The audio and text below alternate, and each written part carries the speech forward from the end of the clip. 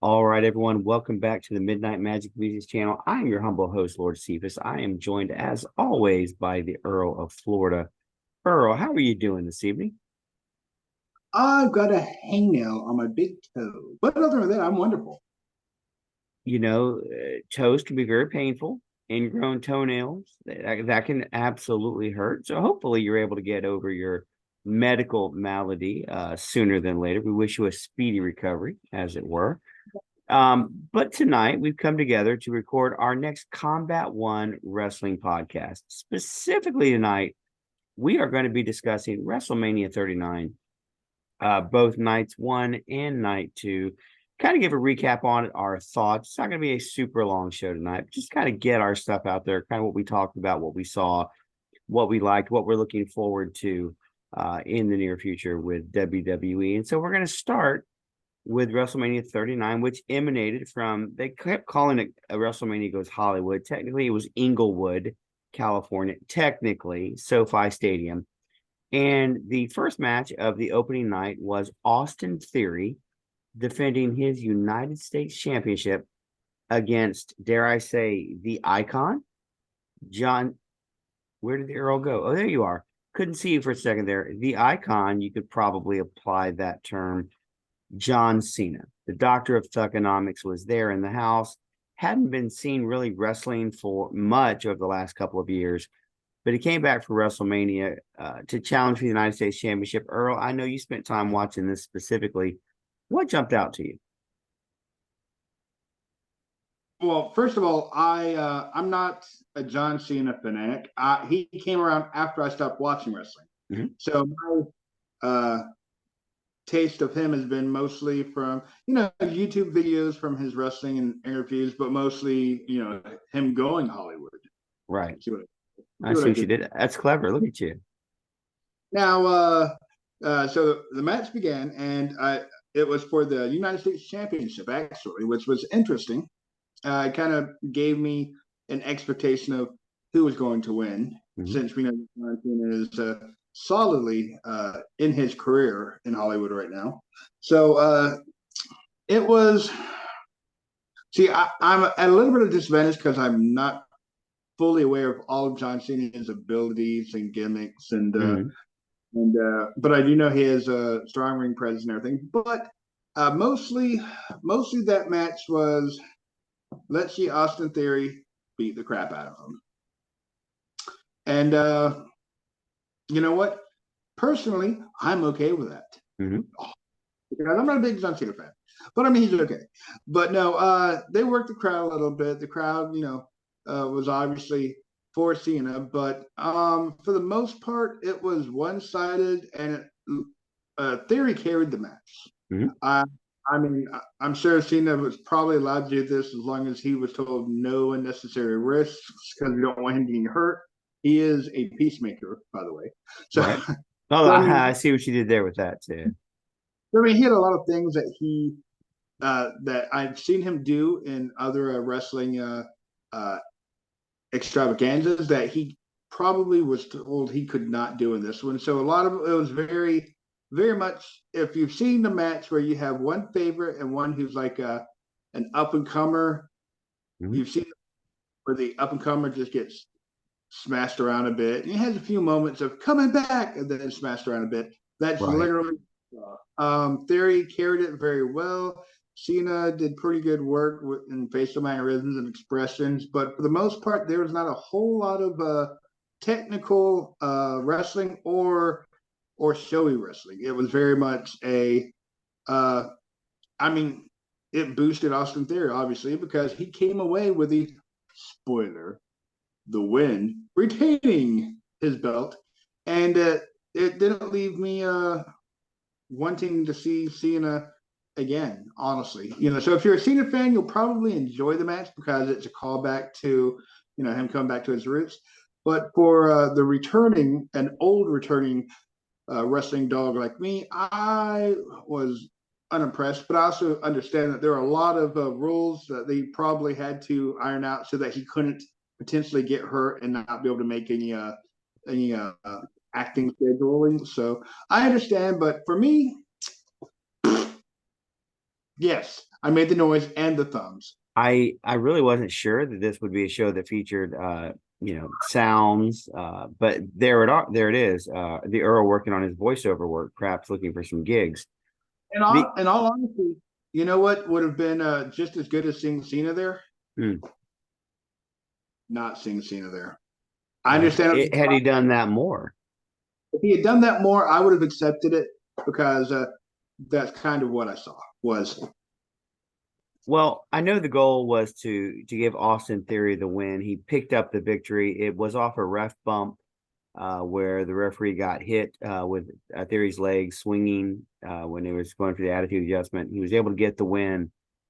Um, and I guess that moves him up the card a little bit. He's already the United States champion. That puts a little bit of momentum behind him. One thing I will say for John Cena, who always does all these Make-A-Wish things, those were the kids that were there. They incorporated that into his entrance, which I thought, isn't it his greatest entrance? No, but it's still pretty cool. Well, they didn't really enough for him to win because. Oh. Well, I didn't say everybody goes home happy all the time. Okay, that doesn't always happen. Oh, It's not right.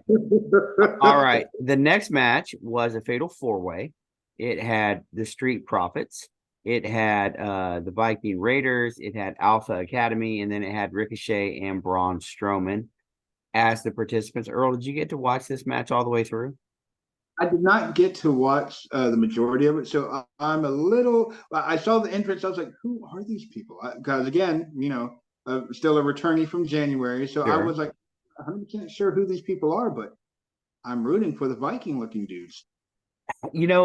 It was hard hitting. It was a lot of action. I really enjoyed it. When Chad Gable hit his rolling German suplex, the crowd chanted something we're not going to say, but it started with holy and ended with a T at the end. The crowd was really into this. Braun Strowman hit a flying splash, which got a massive reaction for that move. Then it did the Tower of Doom where they stack people up. Yep. Yeah, that was really great as well. Ultimately, though, the Street Profits did win, did have an opportunity to actually wrestle Sami Zayn and Kevin Owens on Raw the following night. Did not emerge successful. Lost the match via pinfall from the stunner and the haluva kick, but they had an opportunity to compete against who would be the new tag team champion. So really great match. I enjoyed it an awful lot. So what you're saying is that did they say prophesy? No, testify. No, prophesy, and then they won. For the four-way, yes. For the following night, no, not so much. It didn't work out for them as well. What's that? Short-lived prophecy. It was kind of self-fulfilling. Let's be honest here. The next match on the card was Seth Rollins against everyone's favorite Logan Paul. Both of them were really good entrances. I know you like this match specifically, want to talk about it. I thought Logan Paul coming down from the rafters, kind of like a Shawn Michaels thing from WrestleMania all those many years ago, was pretty cool. So I thought it was a good match. I know you had some specific thoughts on it. Well, first of all, with Seth Rollins I wasn't sure if he was going for the Nature Boy flair with his robe, or if somebody had a horrible experience with some paper mache. But it was extravagant. I see what you did there. So I don't have a big preference with Logan Paul or Jake Paul, but Logan Paul has proven over his career in multiple things that he is an athlete. He has ability and he's conditioned as well. Mm-hmm. And so we saw a little bit of that also during the Royal Rumble and whatnot. So I was actually expecting some fun, and I was not disappointed. I was just glad that Cena wasn't there, so it was actually a decent match. I don't understand the hatred for Cena, but I digress. It was a really strong match, and I will say this: Logan Paul got some really good reactions from the crowd with his performance tonight. The knockout punch that he threw at Rollins. I mean, even I bit into it like this is it. With a titanium screw in his hand. So towards the end of the match, they had the mascot out there, the prime mascot, and it would be revealed to be KSI. Are you familiar with who KSI is? No, but I'm familiar with the demise of KSI. That was unfortunate. No, KSI is a YouTuber, does musical work and things as well. Not Um, anymore. uh, but in the end, it was a curb stomp from Seth Rollins that eventually put away Logan Paul, and Rollins emerged victorious. But Logan didn't lose anything in this match. Wonderful performance. I don't know that he could do this every week or even every month, but for sure he could. He definitely is an asset for the bigger shows. Yeah, and like KSI. Again, spoilers. It's been a few days, so if you haven't watched it, that's your fault. Don't blame us. Right. So Rollins was fighting, and he got laid out on the announcers table, and we know what's coming. So Mr. KSI in the Prime Bottle outfit, which is just hilarious, by the way. Logan went up to the top rope. You saw this part, right? Yeah. Where he went up to the top rope, but he wasn't on the top rope. He actually stood on the pole. Mm-hmm. On the turnbuckle, yeah. And I was like, I don't think I've ever seen that before, really. I mean, maybe once or twice, but that's a different, perks choice.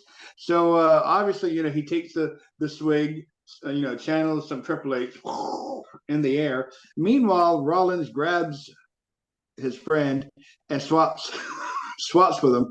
And I can't say enough that he took some airtime, Mr. Logan Paul. Beautiful jump. I mean, that's a very dangerous thing to do, especially for somebody who doesn't do this on a weekly, monthly basis. Right. Smash through it. Now, that wasn't the only time. He was doing backflips, moonsaults, diving through ropes, taking bumps. And Rollins was giving just as much. You could see that Rollins did carry some of it, but I really love the flurry of reversals for the pins that they were doing. Some Right. technical that Paul, while you could tell he wasn't an expert, you could see that he was proficient at it. So I mean, I've got to give him props. Rollins knows how to work that crowd. He knows how to work that crowd. He's got them trained. And you know what? I may or may not have been going along with the composer doing the music to it. I was like, oh, it's too good. So Well, don't worry. They were serenading him on Monday Night Raw the next night. It just went on, and oh yeah, it went on forever. but I mean, Um, great athleticism by Paul. His mannerisms and expressions was pretty good for a novice at the sport. Rollins, you can see he did carry some of it, letting him get some breathing room and everything. But overall, it was a pretty tight match, and I would have to say with high flying, and it was a lot of fun. So definitely check that one out, if for nothing else, because John Cena's on it. I did not know that the Baron was going to be joining us tonight with this type of heel turn. Okay, next match up was Damage Control taking on Becky Lynch, Lita, and Trish Stratus. So bringing back two legends to face a current faction. Did you get a chance to watch this match? I did not. I just wanted to see how Trish and Lita looked. I was curious if no, I mean, I was, it's been a few years for both of them, and I was wanting to know if, they were like melt, the features, if they were able to take the. I didn't get to watch it, so I'm going to definitely check that out because back in the day I was a fan of Lita. She was a women's champion several times. So was Trish. So I mean, they both have a certain amount of pedigree with them. But what did you think of the match? Were you So, and I won't spoil it too much. You can go back and watch it. I thought Bailey mocking the Hardy Boys was tremendous. Just messing with Lita. I love that so much because longtime fans know exactly what she was doing. I thought Trish looked really good in the match. It was good. I'll just say that it was good. It wasn't the best thing on the show, but it was good. It was solid. And after that Logan Paul Seth Rollins match, I mean this with zero disrespect, you kind of had to have a come down match, and this kind of fit in there. But again, I enjoyed it. But It was a bit of a cool down versus what they had just seen, which was just high flying and hard hitting. But again, still a good match. My only thing is, they keep bringing back Lita and Trish for WrestleMania. Remember, it's the law of diminishing returns. At some point, it begins to mean less than it did. But again, good to see them. I Like, enjoyed. Go ahead. no, you said diminishing returns. You bring it back for one show, and then it diminishes. It's kind of like Yeah, John's. yeah, if you do one show, two shows, but still over time, Yeah. it diminishes.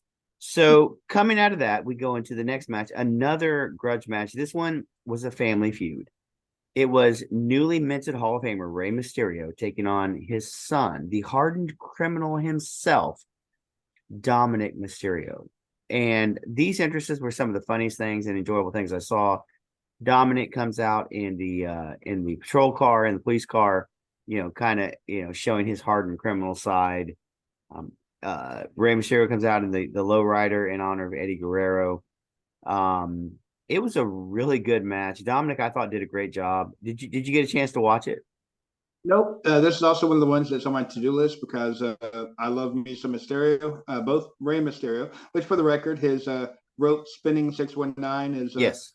something that I've monikered my second child, who has a birthday that falls on those numbers. So she was my little Mysterio. All I remember is playing the video game with you, and it was JBL on commentary, 619, dropping the dime every single time one of us would do that. But in this match, there were 619s, but the kicker is Dominic Mysterio was obviously the heel. He did a fantastic job antagonizing the family to the point that Angie Mysterio, or Gutierrez would be her real name, actually hauled off and slapped her son for his disrespect. Eventually, he would get Ray down, hit the frog splash, 1, 2, and 2 9/10. Mysterio kicked out of the crowd, had a huge reaction for that. They were, they were very much involved in the storyline. Eventually, they go to use a chain. Bad Bunny. I'm not sure if you're familiar with Bad Bunny. Musical artist and sometimes professional wrestler interfere to stop Dominic from using the chain. That allowed Ray to catch Dominic quickly, hit the 619 in the frog splash, score the pin. I love the match. I thought it was super entertaining, really well done. Rey Mysterio gets the win. You know what my takeaway from that is? Yeah. My takeaway is an absent father abuses his son and coerces his wife into beating on him too. That's what I got from that. Well, the only absentee father is Eddie Guerrero because he's not there. Remember, we had the Dominic on a pole match in the early 2000s. Well, actually, you may not have been around for that, but we'll let people Google that one if they want. Next up was the SmackDown Women's Championship was on the line. Rhea Ripley, who won the Women's Royal Rumble, was challenging Charlotte Flair for the SmackDown Women's Championship, and it was a really good match. I really, really enjoyed it. You had the dueling chants, "Let's go Rhea, let's go Charlotte," which I enjoy that very much when the crowd is heavily involved in it. Rhea Ripley actually hit the Riptide, and Charlotte kicked out, which was a big thing. The crowd really enjoyed that as well. It kind of seemed like, how they go boo yeah when they start trading punches. Interestingly enough, Rhea Ripley was on the side of the yeah chant, not the boo chant. That was going towards Charlotte. Thought that was interesting. Anyway, Rhea Ripley emerges as WWE SmackDown champion. Really good, really hard-hitting match. I really, really enjoyed it. And then we hit a situation where we were not going to go straight into the main event, Earl, because we got to cool this thing down a little bit. The Miz, who was the host of WrestleMania 39, came out and announced the crowd, which is like 80,000, just under 80,500, 80,490 something. I think it was 97. And Pat McAfee, who was in the crowd, actually got involved. George Kittle, who is a San Francisco 49er, got involved with the Miz, and Pat McAfee sort of came to his defense and ended up wrestling the Miz and actually defeated the Miz. Not a whole lot to it. It was more spectacle and entertainment than anything else. But I will say Pat McAfee, really talented in the ring. He had a calling. He could have been a wrestler, not just a punter for the Indianapolis Colts. So it was a good segment. I'm not going to say it was a great match, but I enjoyed it for what it's worth. And then we go into the main event of night one, and that is Kevin Owens and Sami Zayn taking on Jimmy and Jey Uso, part of the bloodline. Okay. Blood feud. Go ahead. It's a blood feud too. It very much is. So we've seen Kevin Owens at the Rumble try to beat the tribal chief. He could not take out Roman Reigns. Sami Zayn in Montreal, in his hometown, couldn't take out Roman Reigns, but he did have a chance for some revenge on the Usos and have a chance to take the tag team championships back. I will say, dude, the crowd was really into this, which I think just made the match better when there's really good crowd reaction. In the end, Sammy got to deliver the haluva kick not once, not twice, but actually 3 different times. That's the big boot in the corner, right? It is, and that he nailed Jey Uso with it 3 different times.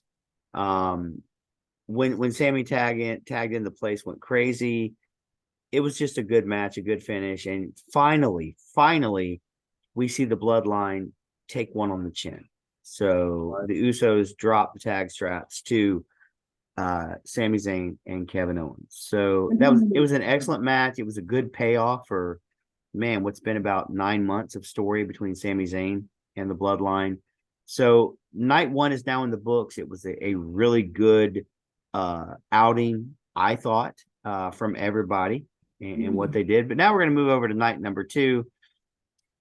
And that one started off a little differently. On night 1, we had John Cena and Austin Theory for the United States Championship. Night 2 began with, it was Brock Lesnar versus Omos. Earl, I know you watched this. You have some thoughts on it. Go ahead. I felt like I was watching the same exact match that I watched the first night on the first opening. Literally how you had Theory and Cena, where Theory just punished Cena almost the entire time, was pretty much what you got. You got Osmosis, the big giant. We're going to let you have it. Go ahead. Thank you. The giant just smacking Brock Lesnar around for like 3 or 4 minutes. I mean, it was literally painful. It was I was almost wishing Cena was back, but then I changed my mind. So Brock got around, but then he hit the 3 suplexes. Right. German release suplex. Well, the first German release suplex, the big guy partially landed on his head. Right. On Brock's head. There wasn't a whole lot of clearance. And I was like, ooh, that looked painful. So the next 2, Brock was like, I don't want to experience that again. So he got clearance when you tossed him over. Right. And so it was a little bit easy because you saw Brock almost kind of like a duck his head a little bit when he took the big dude up, Osmosis. But at the end you got the R5 for the win. Again, it was I understand what it was, but it was quite lackluster to me. Yeah. Again, you had the face just getting beat for almost the entirety of the match, and then the finish. And to me, I was just like, I did not really enjoy it. Like I said, I was just wishing they went this way too, but it didn't happen. And well, does it even matter who won?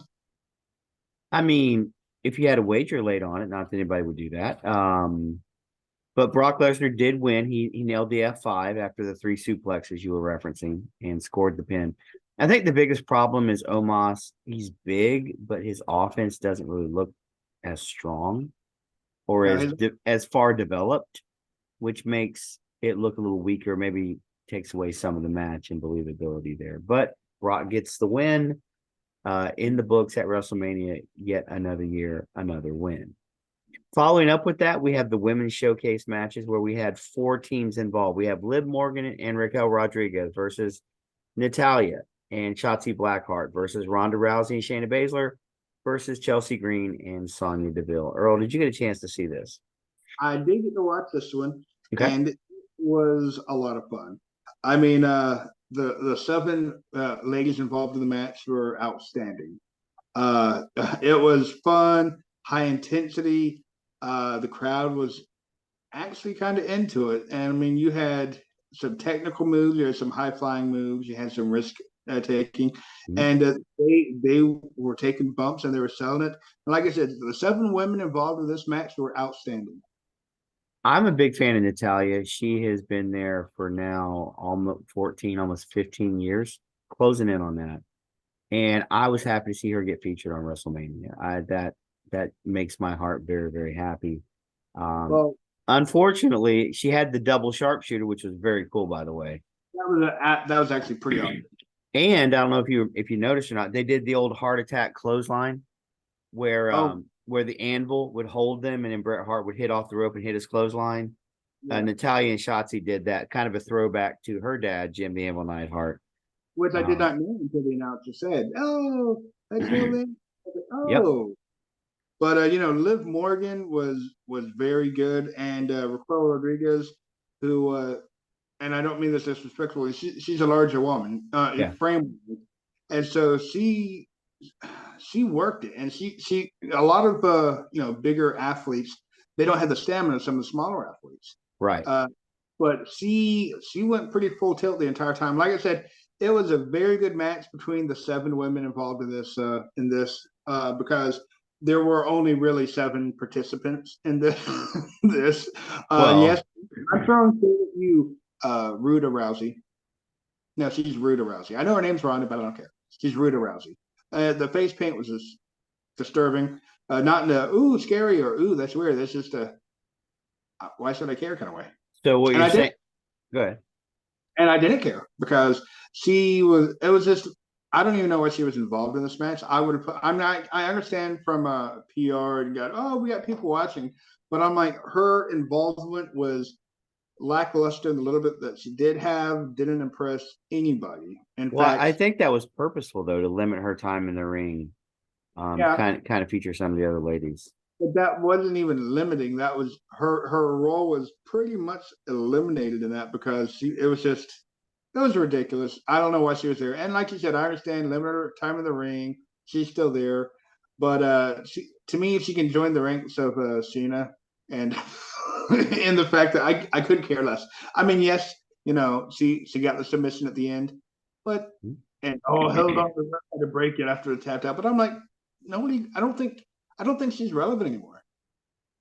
You know, At least it, household she's not. maybe not. I mean, there has been talk about that, about her having been the women's champion last year, which not a great run from the box office perspective. We step away from that. We go into the next match, which was just brutal, just brutal. It was the Intercontinental title on the line. Champion Gunther, the same Gunther who lasted the final two with Cody Rhodes, who would also be wrestling on this night, was defending his Intercontinental Championship in a three-way match against Drew McIntyre and against Sheamus. And Earl, when I say they beat the living mess out of each other, that doesn't begin to describe what we saw. I enjoy a nice little brawl and a tip, but you know what? No, no, no, no. Because, dear Lord, they all three of them, they probably, I mean, by the end of the match, from the chops and hits and kicks and chops and chops, chop, chop, chop, chops. Poor Sheamus. He looked like, he got a sunburn. He was left out in the sun, but just on his torso because he got shot, and he's very pale, but he got shot redheaded. Yeah. Well, Hmm. if you look at the match, it really everything was centered around Sheamus. Him and Drew having friction, even though they're friends. Yeah. They had friction, and really, everything was built around Sheamus. Now he managed both competitors. It was really really good. Yeah. All their chests were beat red or black and blue. I mean, it was pretty rough. This was a brutal brawl. I mean, you had wrestling moves in there, but it was just let's beat each other to death. And you Yeah. know what? If they had chairs and tables, I would have preferred the chairs and tables to what they did to each other because they just beat each other. And all three of them showcased that they kept up the stamina, they kept up the Yeah. tempo. and they rotated in and out as needed. And I did like the McIntyre Sheamus work a little bit, and then there's that look that they both look at each other like, this is mine. But you know what? Gunther was just as impressive. So I mean, all three of the men, kudos to them. It was a great match, and just never put me in a room with those three again unless I can. The end of the match was really good. You had Sheamus being power bombed on top of McIntyre.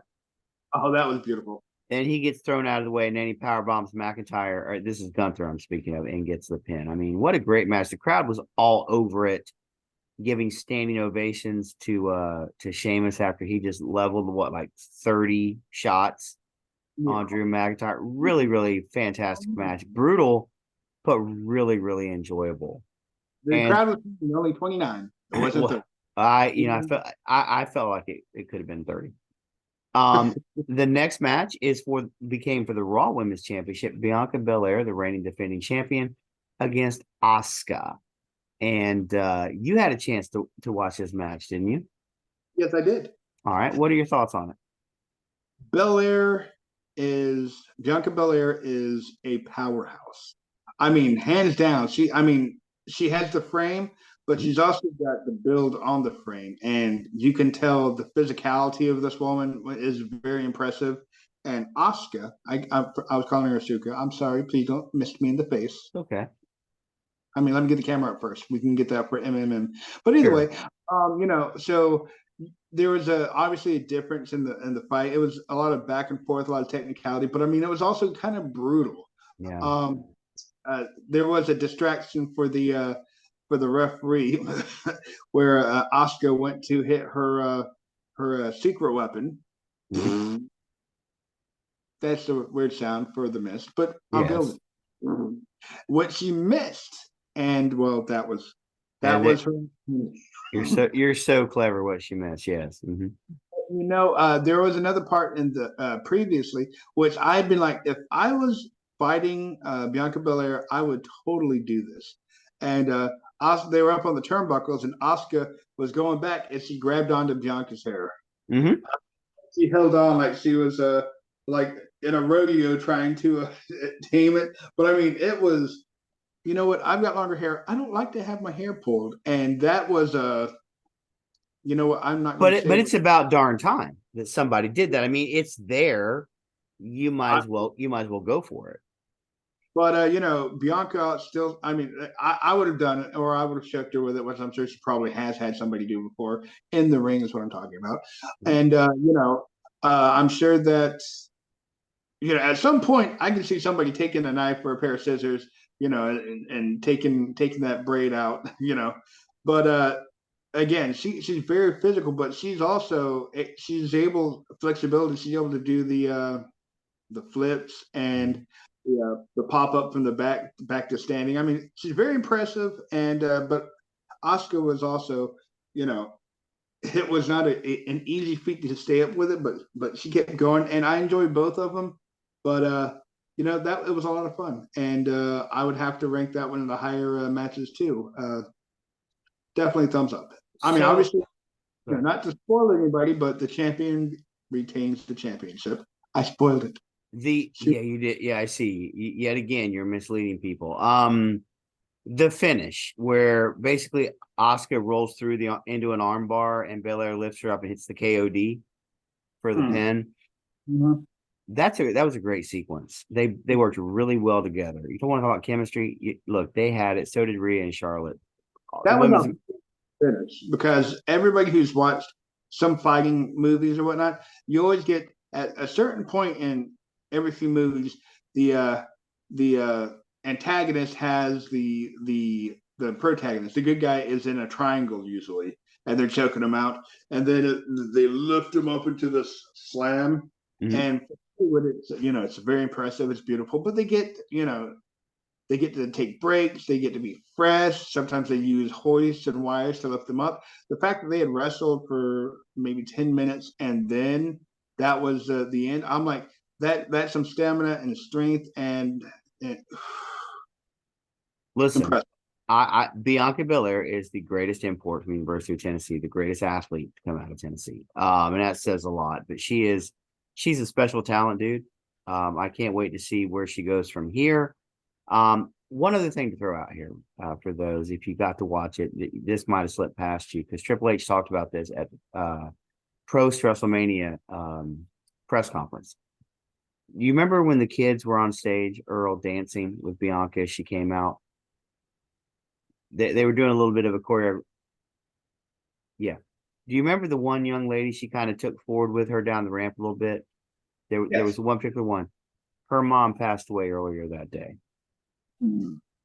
So Bianca specifically, and this is what Triple H talked about at the press conference, specifically singled her out to give her just a few extra seconds of, adulation, Yeah. encouragement, however you want to say it. And again, on the grandest stage, when you're fixing to wrestle in front of 80,000 people, you've got so much in your mind, the adrenaline's flowing. When an athlete can do that sincerely, that dude, that is the test of the kind of person that these athletes are. And that tells me they've got a lot of good years Yeah. with that young lady. They're going to be very, very happy. In honor of product placement, Surge. Okay, it's literally like having Tony Schiavone on the podcast. All right, up next, Miz had night number 2 of getting booked into a match that he didn't anticipate. This time, it was Shane McMahon who came out to wrestle the Miz, and this match lasted approximately 47 seconds. There was an Irish whip. Shane drops down, Miz goes over the top. Then there's a leapfrog, and as Shane McMahon lands, apparently he blew out his quad, and he tried to get up and down. He went, and so the referee stopped the match. They got him out of there. Credit Snoop for rolling into the ring, calling an audible. Actually started slugging on the Miz. Yeah, it didn't make total sense, but you go with it. He ended up hitting a people's elbow or a Snoop elbow, if you will, and ended up scoring a pinfall over the Miz. Not a great match, but for them to rebound in the middle of an oh no moment, I'm gonna say kudos to them for being able to do that, calling it on the fly. You got to give it to Shane for continuing on, but he couldn't keep up with his dad, who managed to do both quads at the same time, sliding into the ring. Come on, Shane, those are rookie numbers. Got to do both of them next time. Well, remember Triple H got both of his too. Yeah, but remember when he did his during one match, and he continued to wrestle for another 25 minutes, and I believe it was the pedigree on the table. Isn't that the spot where he ended up messing up his quads? I think so. And the worst part is, I mean, it's good because but the worst part is they worked it into the match. They punished that leg, and I was like, somebody's going to be dying if they hit me or even lightly kick me in my injured leg. But yeah, Triple H was awesome in that match. But yeah, Shano, props for you. Injuries happen, unfortunately. This is a sport, whether it's scripted or not, or is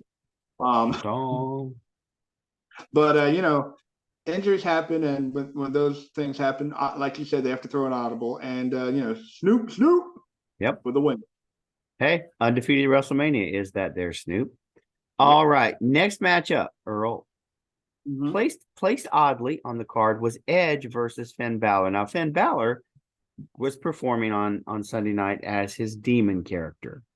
A little more supernatural, wrestles a little different style than Finn Balor does normally.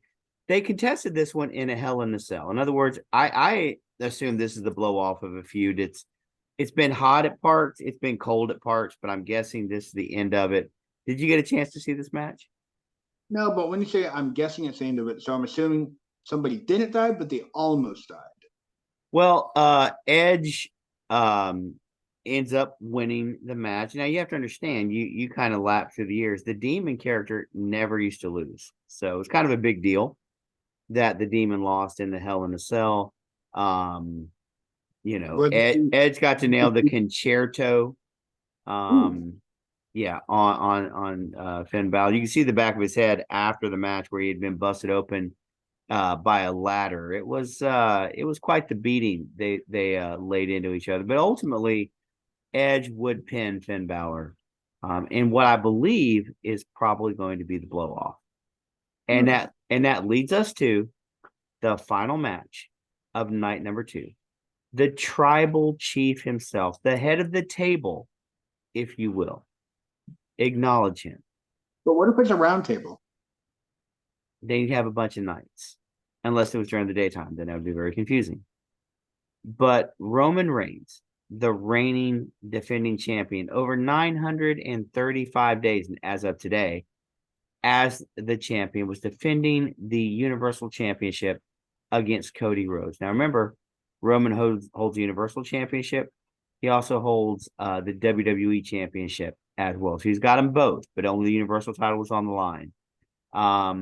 I really enjoyed the match, Earl. I know you had the chance to watch it. Give me a little bit of breakdown of what you saw. It lasted about 30 seconds and it ended with, oh, wait, no, that was a different match. Yeah, that I'm sorry, that was Shane and The Miz, I think you're trying to channel there. Yeah, well, there was a nice build-up to it, showing clips of, some of the rivalry as it's progressed. So you had him in the ring, and it starts off, and you gotta understand there's a little short of 81,000 people in this, and they know what the outcome of this is going to be. They know it. Both belts are on the line. One belt's on the line. It's WrestleMania. It's been almost 3 years since Roman Reigns has lost the belt. They know what's coming. So these two men go at it, and they do a nice little pace. There's a lot of bludgeoning, a lot of athleticism. I like right off one of the near the beginning, Rhodes goes and jumps off the second rope to turn and do. I don't know if he was trying for the kick or the punch or one of his moves, but he managed to land on Roman Reigns' shoulders. And I was like, Hurricane Rana? No, if it's not the Hurricane Rana, you know what's going to happen. Yep. And it was a pretty impressively bad bump. I mean, it looked painful. I cried a little on the inside, not on the outside because I'm a manly man, but inside. Sure, of course. Yeah. So I mean, there was a lot of that. One of the tribe was there. I believe it was one of Rikishi's sons. Yeah, it's Solo Sikoa who was there. Okay, Han Solo was there. So Han Solo was on the outside. His hair was dyed blonde. So I knew who his father was.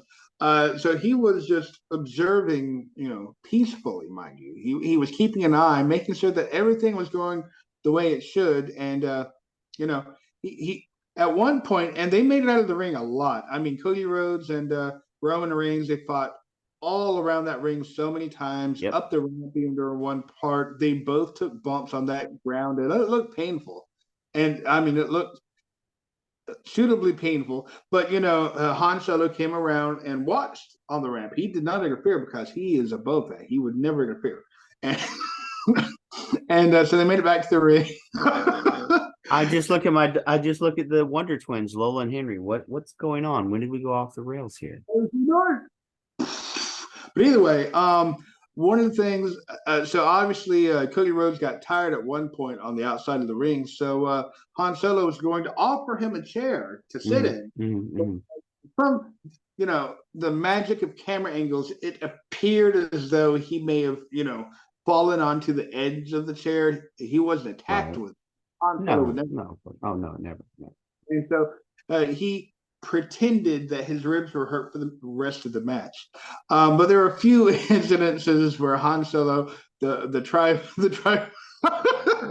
remember Han Solo, it appeared he may have interfered. I need to see replays. I need to see alternative camera angles to confirm or deny my suspicions, but I believe that he would never do anything like that until he was trying to offer Cody Rhodes his belt back since he took it off and the referee ejected him from the ringside for trying to offer him his belt back. I mean, Cody turned his back and it was an accidental pat on his back with the belt. Not his fault at all. The ref didn't see it, but he heard it, and everybody else heard it. It was loud, and so, I'm like, I see you've gone to the Paul Heyman School of Truth Telling. You'd rather climb a tree to tell a lie than stay on the ground and tell the truth. Paul Heyman there too. He was there as well.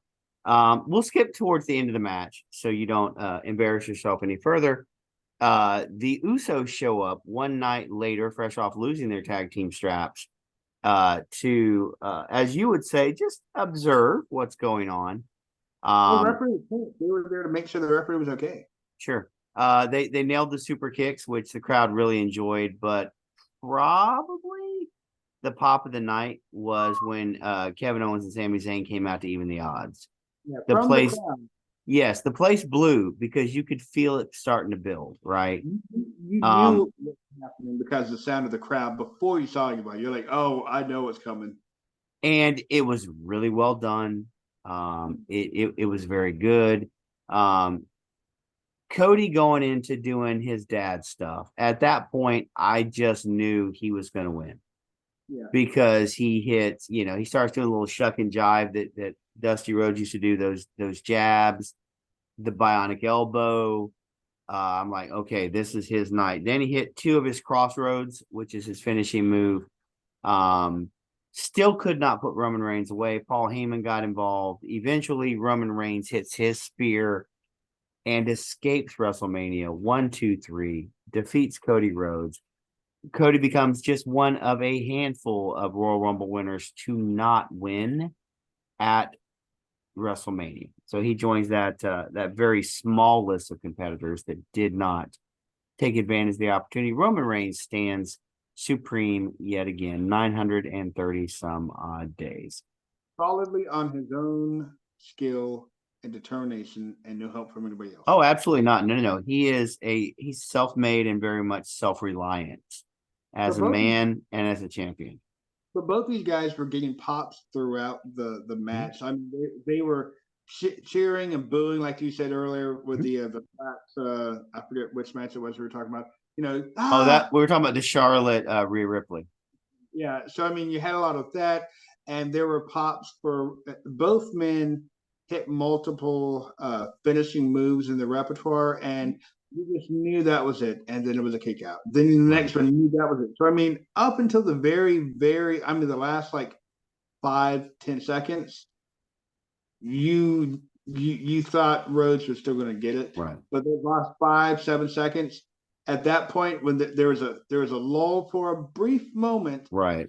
That was where the knowledge that nope. Sorry, Mr. Rhodes, you're going to stay in the same class as your brother and father and not successfully steal a well-deserved championship from the current reigning champion, Roman Reigns. Okay, first of all, Dusty was 3 times World Heavyweight Champion, NWA World Champion. But what that was hilarious was they were like, oh, he's going to do what his brother and his father was never able to do. And I'm like, what? Well, I mean, if you're talking about winning the WWE title, okay, even though in 77, 78, 79, Dusty would challenge for the then WWF title in Madison Square Garden. In fact, he actually had a match against Superstar Billy Graham, who was the world champion, a bull rope match. So there's blood everywhere. And Dusty ends up winning by count out. And he grabs he grabs the belt, parading around like he's won. The crowd's going crazy, but of course, can't win the title. Right. So Dusty had opportunities. They just never pulled the trigger on it, which looking back on it, kind of a shame because I think that could have been very, very interesting. But we'll talk about that another night. That is our look. Got on his wrestling attire. We don't talk about polka dot days. Not on this show, sir. Not on my watch, and not tonight. All right, ladies and gentlemen, that gives us our perspective to you about WrestleMania 39. And then Earl, last thing, Endeavor purchased WWE. The sale was announced fully on Monday. They now have UFC.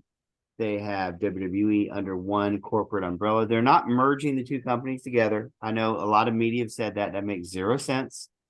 UFC is never bringing in a worked sport into it's just not going to happen. They'll keep them separate. I'm sure there'll be some crossover.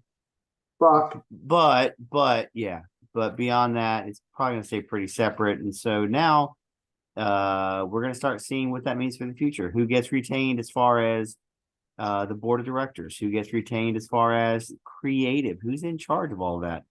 Going to be very interesting this summer to Did see you what catch happens. the price point? Say that Or again. like, did you catch the price point on it? I have not heard the price point on it now. I guess there was a former wrestler who was interested in purchasing it, Mhm. but he did not manage the cut. Well, look, He got counted out. maybe so. They're saying it is somewhere around 9.3 billion. That's with a B, boys and girls. 9.3 billion. Well, reports were Dwayne Johnson offered, I think, 5.4, 5.6, which is crazy. But Yeah, I'm that's insane. but they almost doubled that price. I don't blame them for going with that. That's a crazy amount of money. But you know what? They're not going. I've read some things where some people are like, no, it's the wrestling's going to go away. It's not going to go away. If you're going to No. pay that much money for this company, it's not going away. But you can be darn tooting that they're going to be wanting to get their investment back. So they're not going away. There may be a little changes, maybe in pay-per-views, maybe in Mhm. something like that. But you know Possible. what? They're not going away. Not with that price point. That would be like a company purchasing another company and then making a sequel, a fifth sequel, and of an older aging. Oh wait, no, that's Indiana Jones and Disney. Sorry. Oh, I thought we were going to get to a show where we did not take shots at Disney, but the Earl could not resist the Earl. Yeah, bang bang. Little Cactus Jack love there. Interestingly, and you were talking about you don't buy a company to not make money. 9.3 billion. It's going to take a while to make your Yeah. money back and then start making a profit. It's going to be interesting because UFC's grown significantly. They're on ESPN. You can order their pay-per-views through the app now, Yep. through ESPN Plus.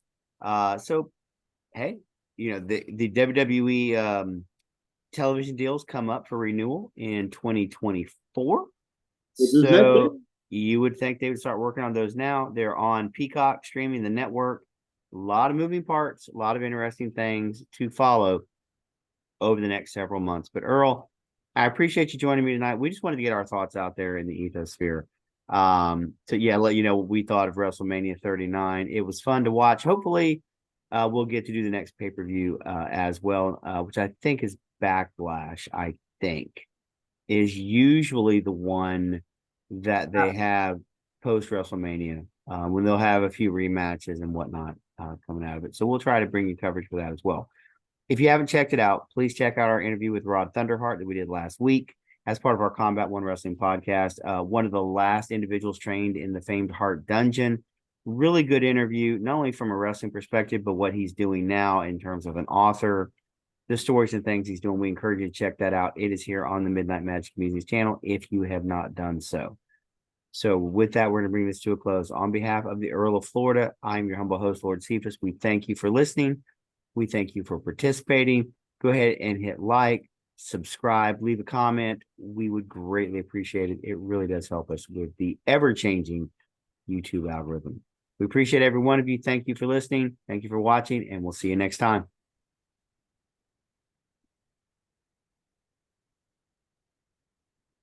You still see me, don't you?